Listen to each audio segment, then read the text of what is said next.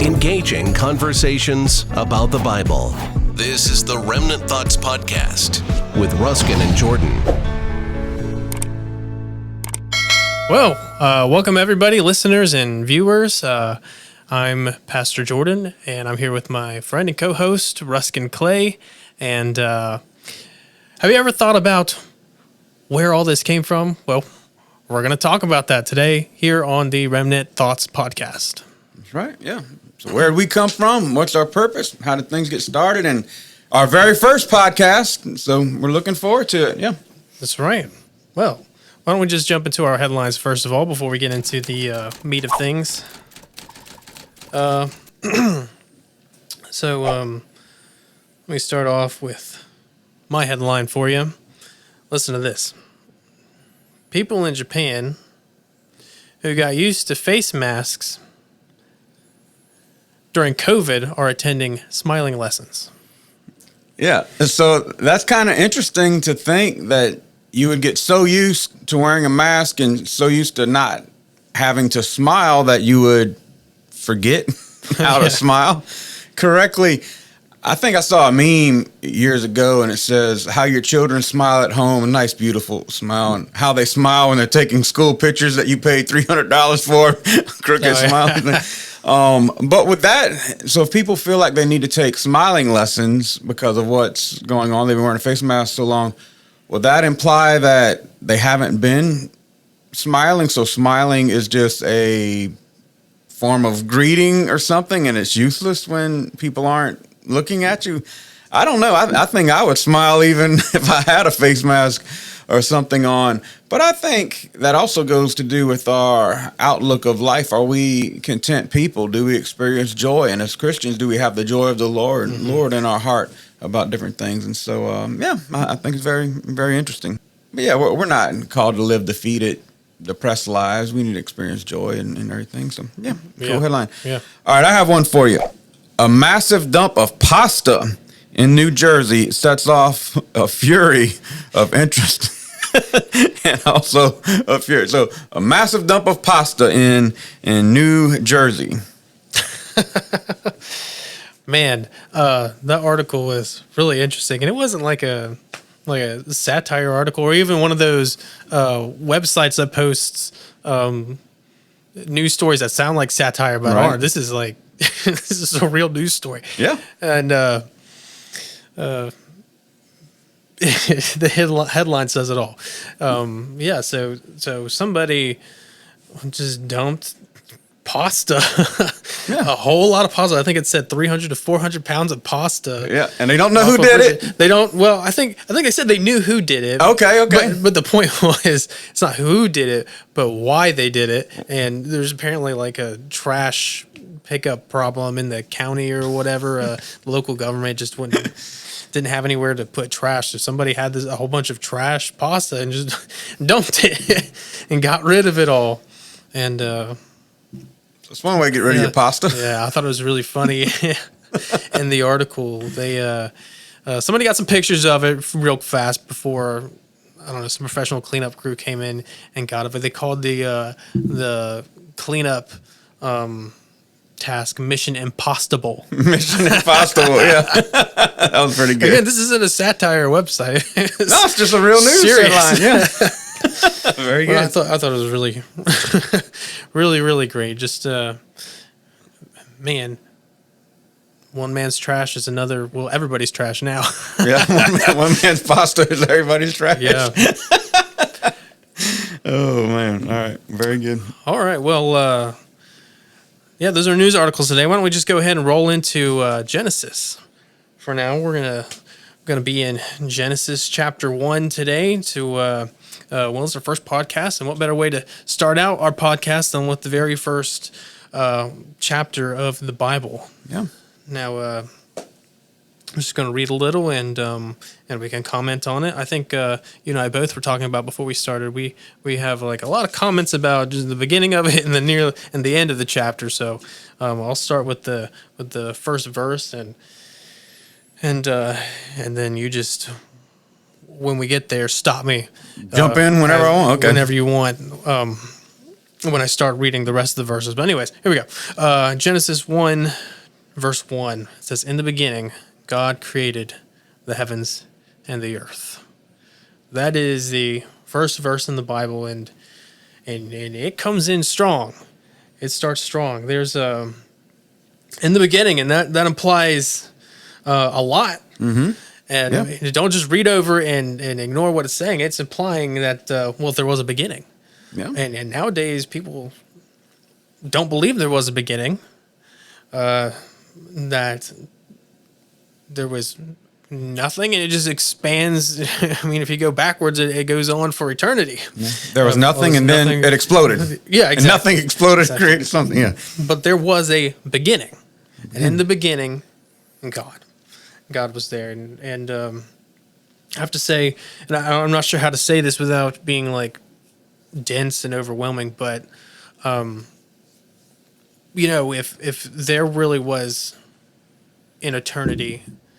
Of course, God is eternal, but right. An eternity of God's creation, for lack of a better way of saying it. But if there's an eternity, and you go back in time and go back for an eternity, and you just get stuck trying to find the infinite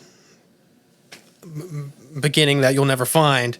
Yeah. Then when you start moving back forward, you'll never be able to make it to the present, because there's an infinite amount of moments of time you got to pass through to get to the present. That's right. I mean, and so the conclusive thing I want to say here is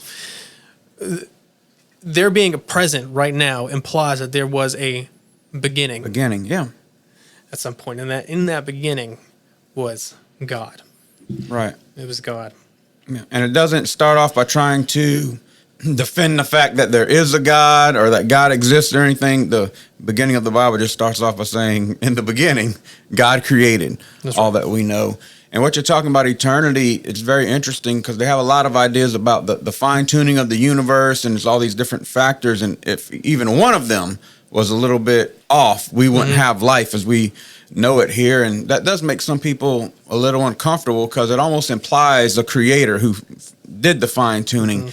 And so they come up with all these other ideas about, all these parallel dimensions and all of that is going on, just so that they could say, if you have an infinite number of opportunities, like if you roll the dice enough times, you'll eventually arrive at this conclusion. But I don't know that there's any basis other than that to some of these ideas and thoughts about these parallel dimensions and things, other than some people are just uncomfortable.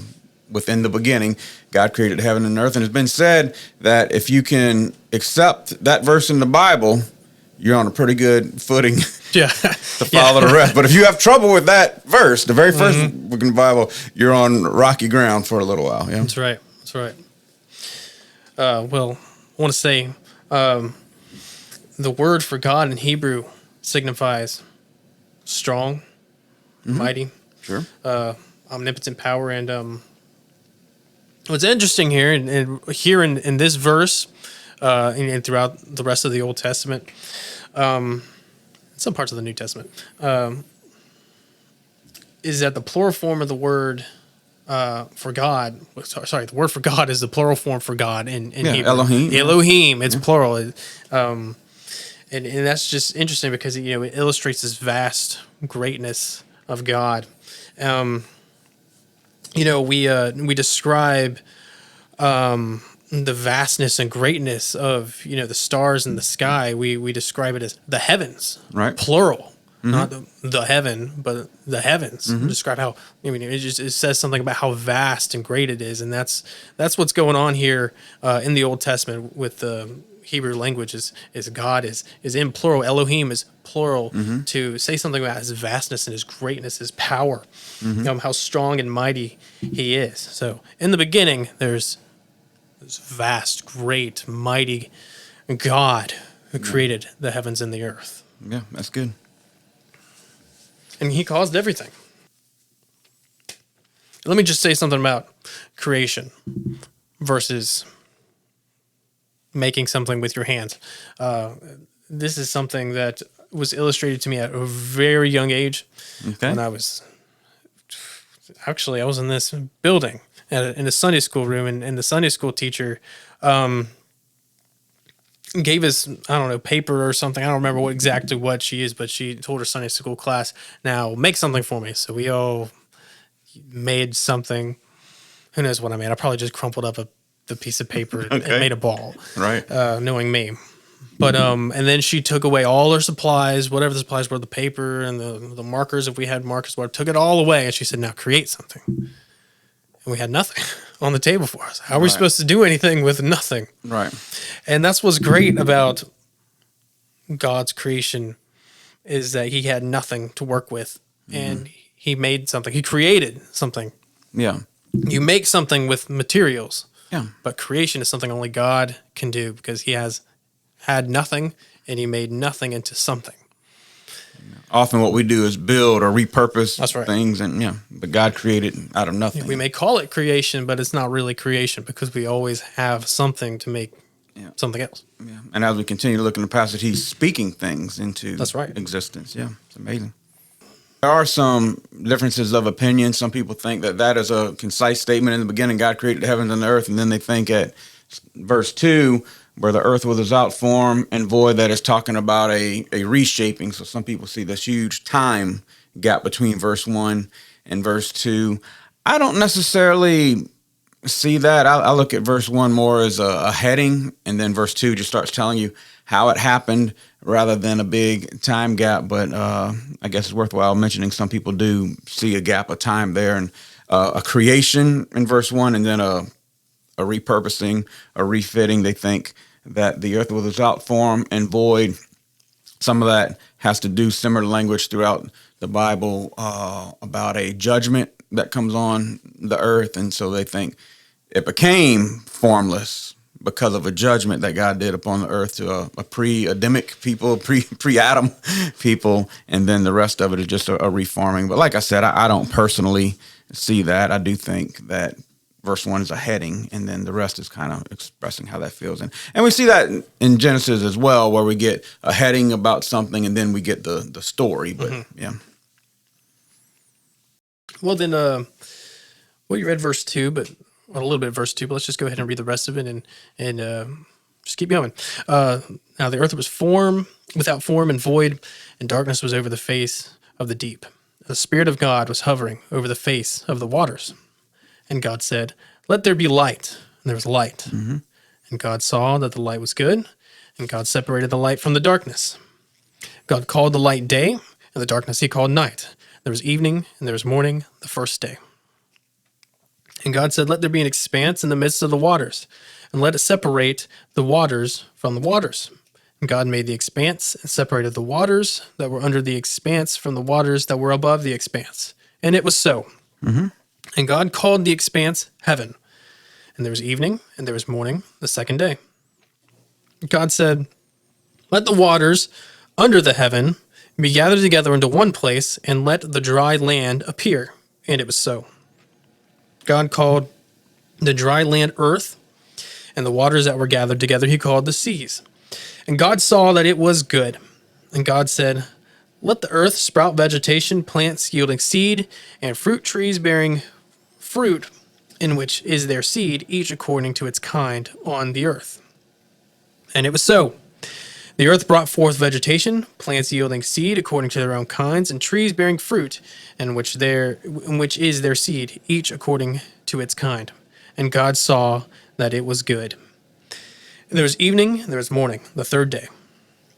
And God said, let there be lights in the expanse of the heavens to separate the day from the night, and let them be for signs and for seasons, and for days and years. Mm-hmm. Let them be lights in the expanse of the heavens to give light upon the earth. And it was so.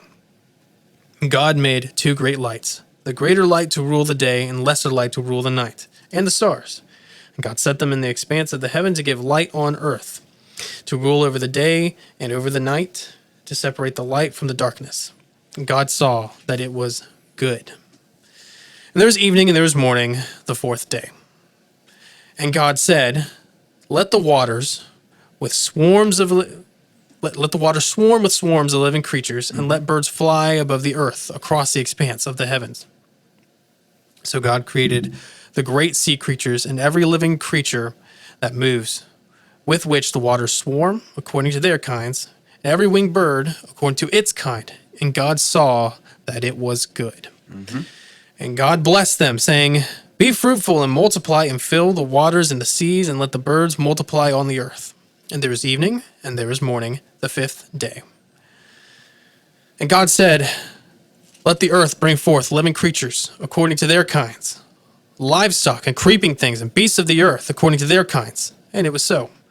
And God made beasts of the earth, according to their kinds, and the livestock according to their kinds, and everything that creeps on the ground according to its kind. And God saw that it was good.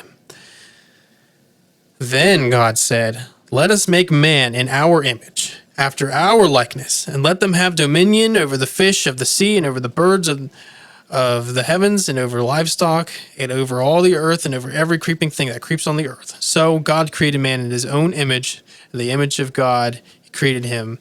Male and female, he created them. Let me just pause right there and mention this. I tried to emphasize it as I was saying it, but every single day that God was creating things, at the very end, before there was morning and evening, and the X day, God said that it was good. The thing that he created, it was good. That's right. All of it was good. There's only one time until the sin, first sin, that God said something wasn't good, and that was when Adam was lonely, without a partner, without Eve to be with him. God saw that and said, "Well, that's not good." Right. But otherwise, everything else that God created, it was good. It was good, and that's all that needs to be said about it too. Not that it's better than anything else. What else is there? Yeah. Well, and even at the end of the sixth day, he says it was very good. Creation is one of the origin stories that we have in the book of Genesis. There are 10 origin stories. Genesis 2:4, the generations, or the Toledoth, the origins of the heavens and the earth. Genesis 5:1, generations of Adam. Genesis 6:9 of Noah. And then we get the sons of Noah, Shem, Terah, which contains the Abraham account, Ishmael, Isaac, Esau, and Jacob. And so as we see in Genesis, God is speaking things into existence. We call that fiat creation from the Latin. I don't know why we get into Latin so much in the Bible, but we call that fiat creation, God speaking things into existence. And I see a brief parallel in the Gospel of Matthew. There's a centurion that wants Jesus to heal, and he's asking Jesus, "Can you do this?" And Jesus says, "Yes, I will do that for you." And Jesus says, "Bring me to your home." And he goes, "No, look, I'm a man that has people underneath me. Just speak the word, and I know it will be done." And Jesus does. He just speaks the word, and the healing takes place. And so, yeah, that's a powerful thing. I think we see something similar here. God is speaking things into existence.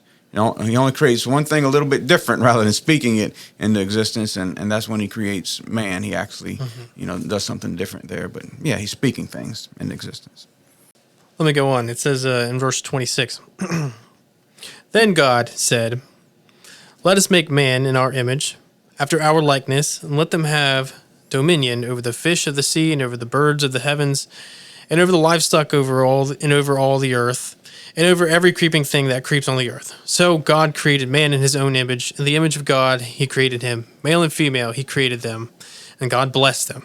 And he said to them, Be fruitful and multiply, and fill the earth and subdue it, and have dominion over the fish of the sea, over the birds of the heavens, and over every living thing that moves on the earth.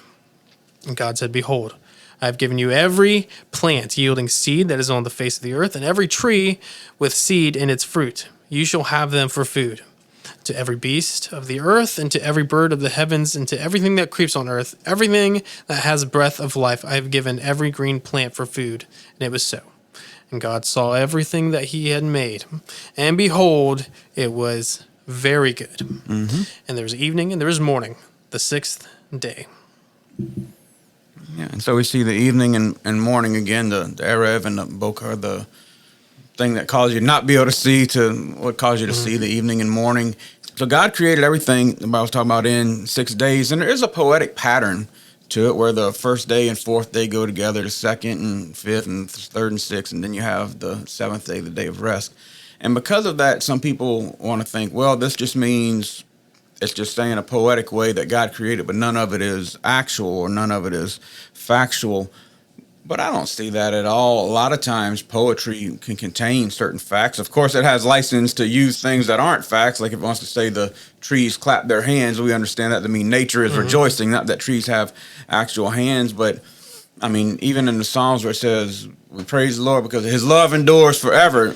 We're not saying, oh, so that's hyperbole. His love really doesn't endure forever. No, we understand it's poetic, but it's stating a truth. And I think that's what's going on here. It's using poetry, but it's stating a truth. And the days of creation and creation itself is never looked at in the Bible as a simple literary device, as if it isn't true, as if it was just poetry. In fact, in Exodus, the giving of the Ten Commandments, God writes down how long it took him to create the world. Wrote it on a tablet of stone, in fact, with his own finger. In 6 days, I created the heavens and the earth. And so it's never looked at as mere poetry. Again, even though it's done in a poetic way, even though it is poetry, it's never looked at as not being factual or not being true, not containing the way it happened. It just did so in a poetic manner. Yeah. Yeah, that's good. I think this is really interesting right here. God bless them. It said, be fruitful and multiply and fill the earth and subdue it and have dominion over the fish and birds and living things. How do I want to put this? If you were to summarize the Bible, how would you summarize it? I'm sure there's more than one answer to that, but how would you... How many sentences do I get? Pop quiz. just in brief. Yeah, so it reminds me of, I don't know if you ever saw the movie Wreck-It Ralph. Uh-huh. The first one right. that came out. Mac used to love that movie. And he summarized it pretty good. He said, girl builds a car, break that car, fix that car. Yes. That was his Exactly. summary. And so I'm kind of seeing same thing in the Bible. God creates the world. Man ruined it with sin, and God does something to restore it. That's right. Yeah. God's a redemptive plan. Right. This is what's interesting to me. You know, there's a lot of God's commands to man in the Bible. And it's all taking place after the fall. Right. And this is all going to part of God's plan for redemption, for fixing the problem, what's going on. And what's interesting about this is a command God gives to humankind before the fall. Yeah. Before his plan to fix everything. He tells them, "Be fruitful, multiply, fill the earth, and subdue it." So this isn't God's God doesn't have a plan B. It's all God's plan A. But right. if we're thinking in human terms, this is what God is commanding man to do in his plan A. This isn't his plan B yet. This is his plan right. A. This is what he wants man to do before there was ever a fall. Be fruitful and multiply and fill the earth and subdue it and have dominion over the fish. What is fish and birds and living creatures? Sure, animals. It's just really interesting to me. That's what God had in mind. That was his plan for mankind before mankind messed everything up. Yeah, fell into sin. This is what he wanted them to do.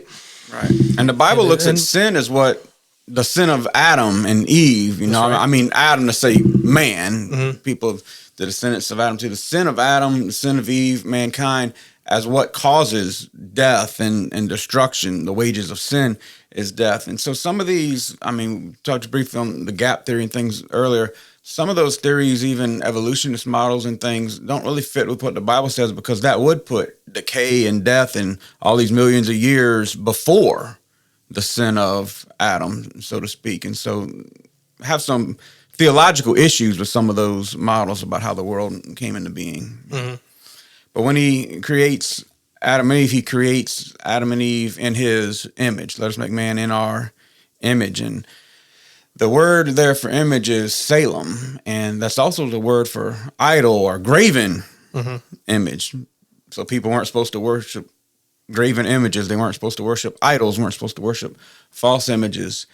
And when it comes to who's supposed to represent God, who is in God's image, I mean, what does an idol do? It's supposed to represent whatever God, well, actually it does nothing, right? It can't speak, it can't talk, but it's supposed to represent whatever God is there.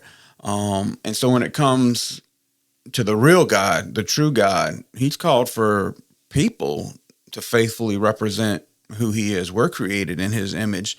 We are, even in the New Testament, what is it, 1 Corinthians 15, we are ambassadors for God. You know, Christ making his appeal through us, be reconciled to God. Now, we fail at that, but that is what we're called to do. And God clearly says that, let us make man in our own image. And then when we get to Exodus, I think it's 20, the 10 Commandments, you know, you are to have no graven images. That's not how God's supposed to be represented. Yeah. Now,